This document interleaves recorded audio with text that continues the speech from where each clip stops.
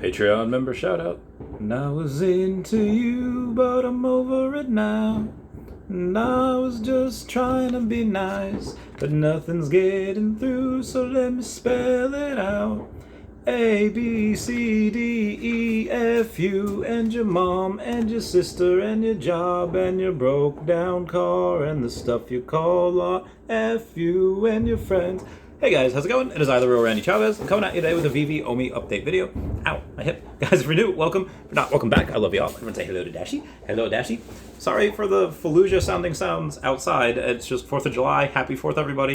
Nothing I can do. It is America. So as far as OMI goes, OMI was down at about 0.85% today. Not quite a percent, but almost there. Meanwhile, Bitcoin was up about 5% today, over the $20,000 mark. So pretty exciting for that. We do have like I said, the other day we had Mr. Pags on and God's entry that said there's probably going to be some sort of capitulation with Bitcoin, and there will be downward pressure. He says Bitcoin could get to $10,000 or $14,000, anywhere between there. I think that is really, really low. I don't think that'll happen, but he's just saying that's what the TA says. He's using that as the guide, and he said with that downward pressure on OMI will come down as well.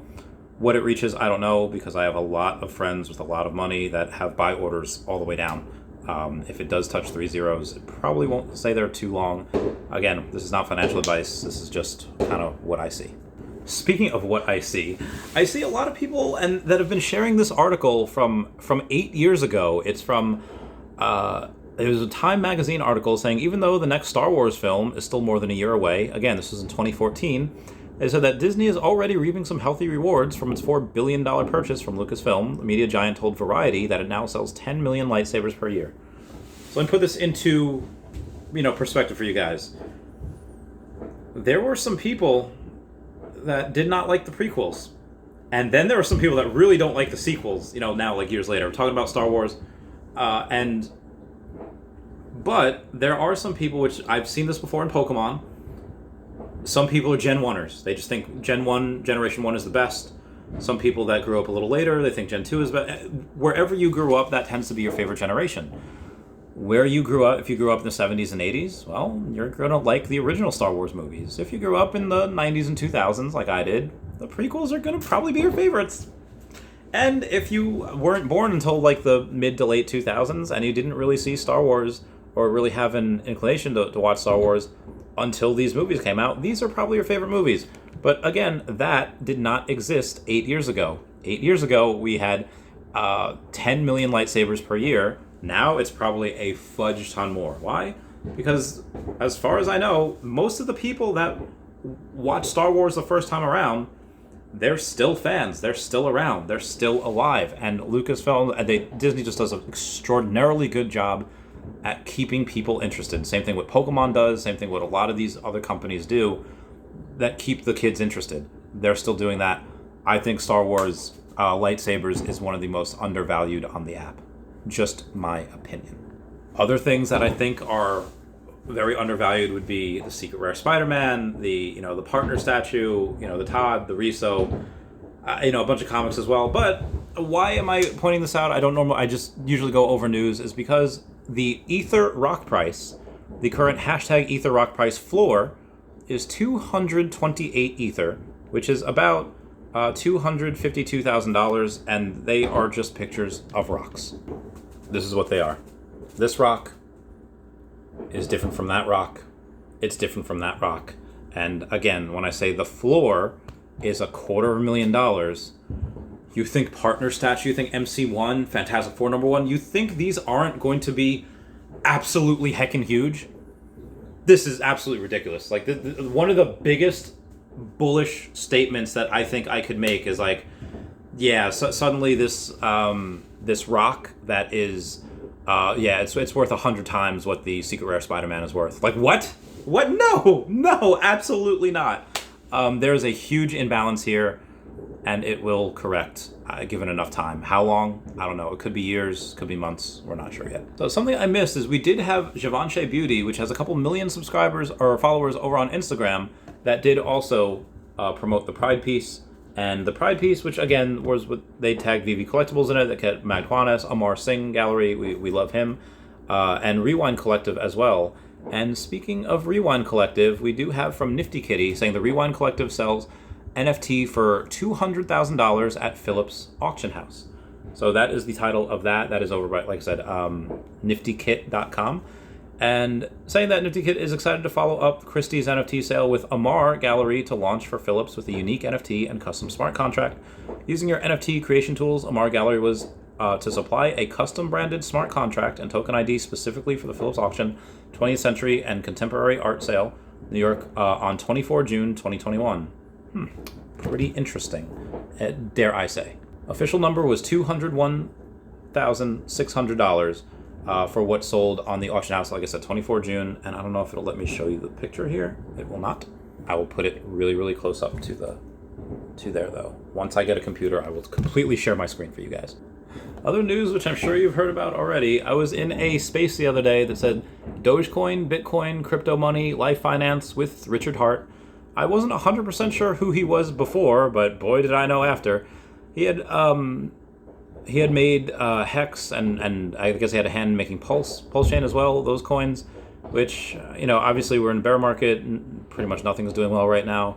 But Richard Hart, that person that I guess had made a lot of money with, buying Bitcoin, I think at $1 and making his own coin as well, really did seem to show a lot of ignorance about Veve and about OMI, claiming that he hates Disney, comparing OMI to the Atari coin. And that kind of just goes to show you that it doesn't matter how much money you have, if you don't intimately know a project, it's one of those people that reject or fear what they don't understand. So it's kind of where I was with that. But Matt Wallace did happen to go and try to defend me a little bit, and Synth Daddy, those are people that now follow me. I've reached out to them. I'll try to get them on the podcast.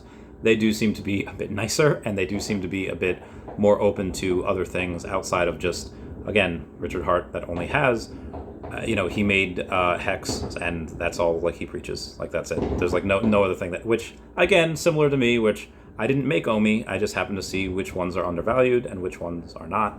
And, give me $100 million, none of it would go into Hex. But, give me $5 or $10 million, I would not just buy OMI. I would buy other stuff. I would buy, Cardano, and I would buy, a bunch of things. But regardless how much you give to me, none of it's going into Hex. I don't think that is a good project. Just my opinion. Shout out to Perry-Ann Boring, or Perry-Ann DC, that's over on the Twitter. She has agreed to come on the podcast.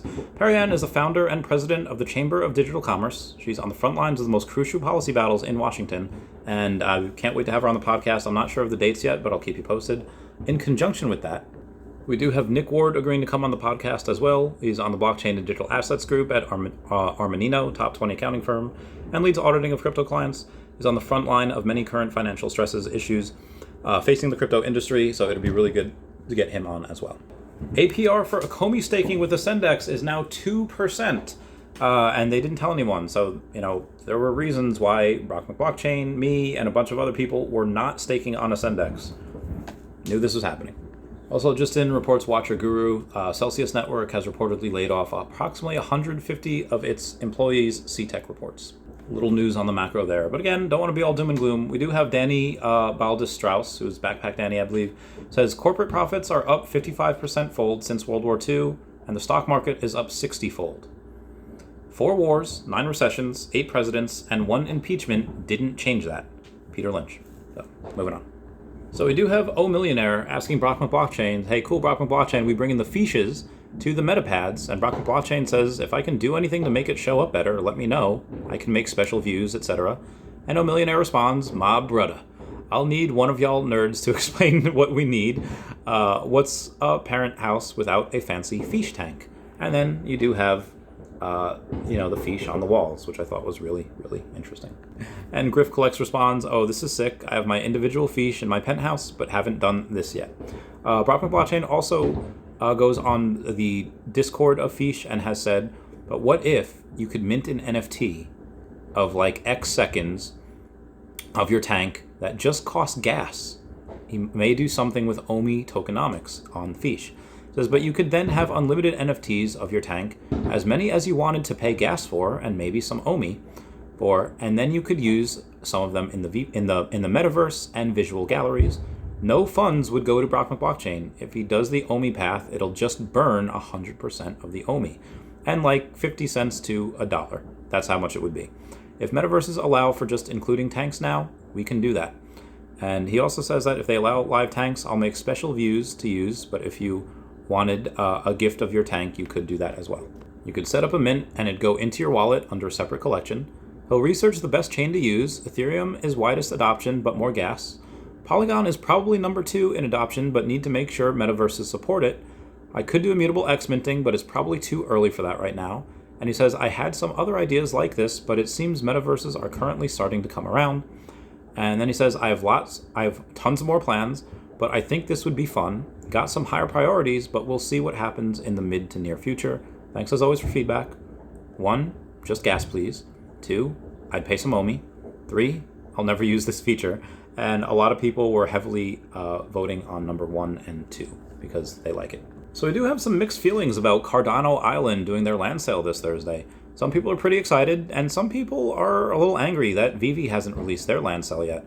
And I'm pretty sure that's not going to happen until next year, even though we're probably going to get our showrooms and the stuff that's going to happen this year.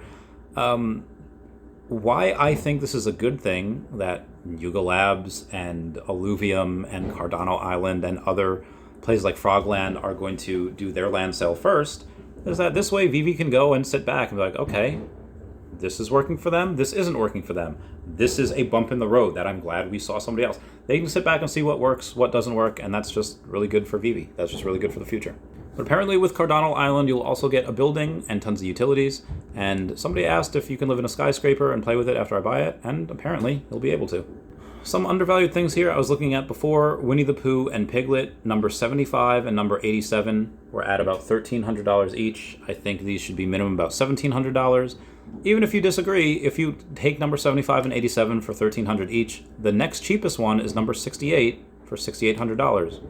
So you have 5x the floor if you buy those. Just saying.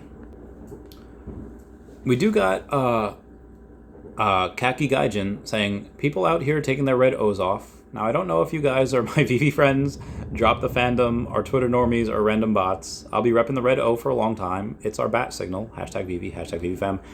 I have mine. I have my red O and my, I don't think down on people that don't have a red O. And even Brock McBlockchain goes and responds, I love OMI more than most people, likely. He definitely does.